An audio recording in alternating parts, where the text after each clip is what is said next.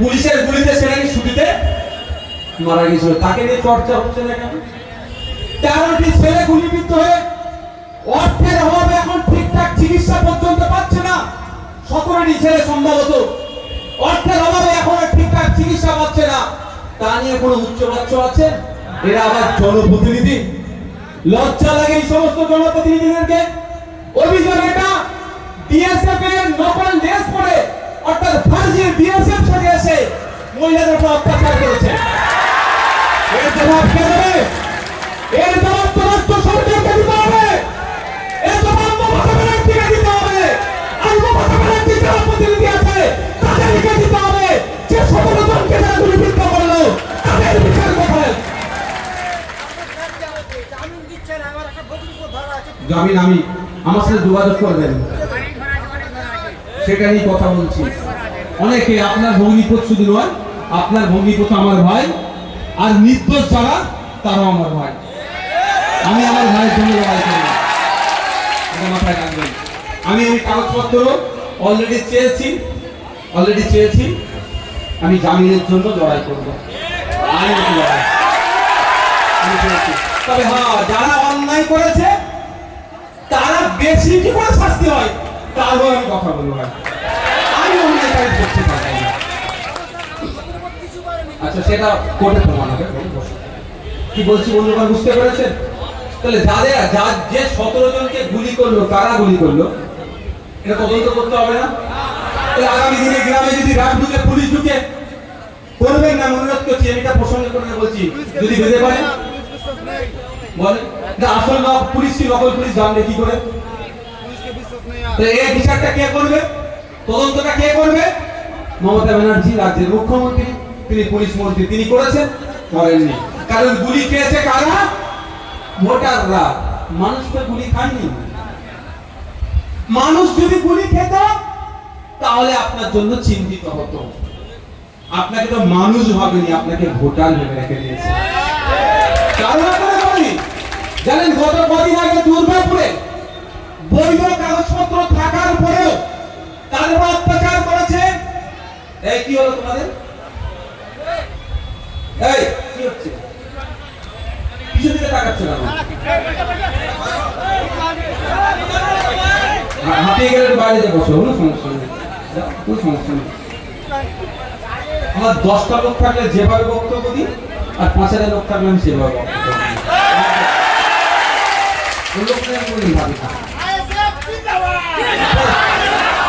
সময় নেই, টাইম কথা হয়েছে।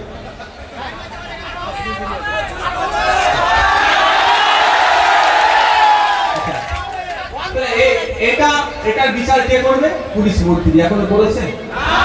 আমরা আজকে শামশেরগঞ্জ থেকে দাঁড়িয়ে এখানে আইবিডিআইবি পুলিশের লোকের মাধ্যমে মুখ্যমন্ত্রীর কানে পৌঁছাতে চাই, 2026 সাল নির্বাচন আসছে।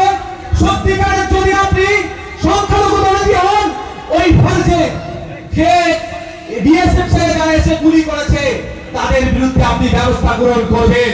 তারপরে শামশেরগঞ্জের মাটিতে আসবেন, বুলিয়ানের মাটিতে এসে ভোট চাইতে আসবেন।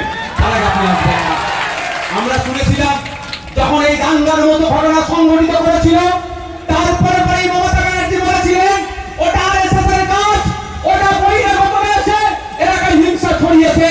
কিন্তু আমার প্রশ্ন, কত আরএসএস এর কর্মীকে, কত বিজেপির কর্মীকে, কত বহিরাগতকে আপনি হ্যারাস করেছেন? তার তথ্য শামশেরগঞ্জের মানুষকে দিন, আমরাও দেখতে চাই সত্যিকারের কারা এসে হিংসা করে পালালো। বলেছিল না? হ্যাঁ, আপনার ভগ্নিপতির নাম কি? তাহলে আরএসএস করে নাকি? আমি এমনি বলছি, বুঝতে পারছে? তো রহিম শেখ হয়তো আরএসএস এর বড় কর্মী, ওই জন্য ধরে দিয়েছে। এই জন্য অনেকে আছে।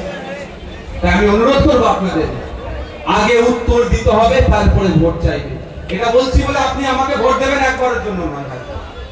আমি এটা বলছি বলে আপনি আমাকে ভোট দেন একবারের জন্য বলবো না। ভালো লাগলে দেবেন, না লাগলে দেবেন না, সমালোচনা করবেন, কোনো আমার সমস্যা নেই, কিন্তু হওয়ার কথা বলতে হবে। আপনারা 2011 সালে এবং 21 সালে বলুন তো কেন তৃণমূলকে ভোটটা দিয়েছেন? এখানে যারা বসে আছে 95% মানুষ 2021-এ তৃণমূলকে ভোট দিয়েছিল। বলছি নাকি? অত্যাচারের হাত থেকে বাঁচার জন্য। সারা পশ্চিম বাংলার সংখ্যালঘু থেকে সংবিধান প্রেমী মানুষেরা, ধর্ম নিরপেক্ষতায় যারা বিশ্বাসী, যারা চাই বিজেপির হিংসাকে বন্ধ করতে, তারা একজোট হয়ে তৃণমূলকে এজন্যই ভোটটা দিয়েছিল যে উত্তরপ্রদেশের মতো অবস্থা পশ্চিম বাংলায় না হয়, হরিয়ানার মতো অবস্থা পশ্চিম বাংলায় না হয়, গুজরাটের মতো অবস্থা পশ্চিম বাংলায় না হয়। আর আজকে আমরা দেখছি উত্তরপ্রদেশে যেটা হচ্ছে পশ্চিম বাংলায় সেটা হচ্ছে, হরিয়ানায় যেটা হচ্ছে পশ্চিম বাংলায় সেটা হচ্ছে, গুজরাটে যেটা হচ্ছে পশ্চিম বাংলায় সেটা হচ্ছে, অসমে যেটা হচ্ছে পশ্চিম বাংলায় সেটা হচ্ছে। তাহলে আমার ভোটটা দিয়ে লাভটা হলো কি ভাই? যদি আমি লিনিয়ার দেবো না, কিন্তু লাভটা কি হলো আপনাদের? আপনারা ভোট দিয়েছেন বিজেপিকে আটকাতে। সমস্যা এখানে, আপনাদের ভোটটা দেওয়া দরকার ছিল এই রোগটাকে নির্মূল করতে। রোগটাকে আগে নির্মূল করতে হবে। বিজেপি তৃণমূলটা ব্যাপার নয়, রোগটা হচ্ছে ব্যাপার। সব পাখি মাছ খায় আর মাছরাঙার দোষ হয়। এখন বিজেপি দেখানো হচ্ছে, বিজেপি তো অবশ্যই চরম সাম্প্রদায়িক রাজনীতি করছে, হিন্দু মুসলমানের মধ্যে বিভেদ লাগানোর চেষ্টা করছে। আর আমরা হিন্দু মুসলমান নির্বিশেষে বিজেপির বিরুদ্ধে আমরা একসাথে লড়াই করবো বিজেপির বিরুদ্ধে। কিন্তু আর যারা সাম্প্রদায়িক রাজনীতি করছে তলে তলে, সেগুলো দেখবেন না। উত্তরপ্রদেশে সাম্বাল মসজিদের সার্ভেকে কেন্দ্র করে উত্তরপ্রদেশ পুলিশ 4 থেকে 5টি মুসলিম যুবককে খুন করেছিল। আপনার এখানে পাড়ার ইমাম সাহেব সেটা নিয়ে শুক্রবারে কত সুন্দর বয়ান দিয়েছিল বলুন তো। উত্তরপ্রদেশ বিজেপির বিরুদ্ধে দেওয়া দরকার।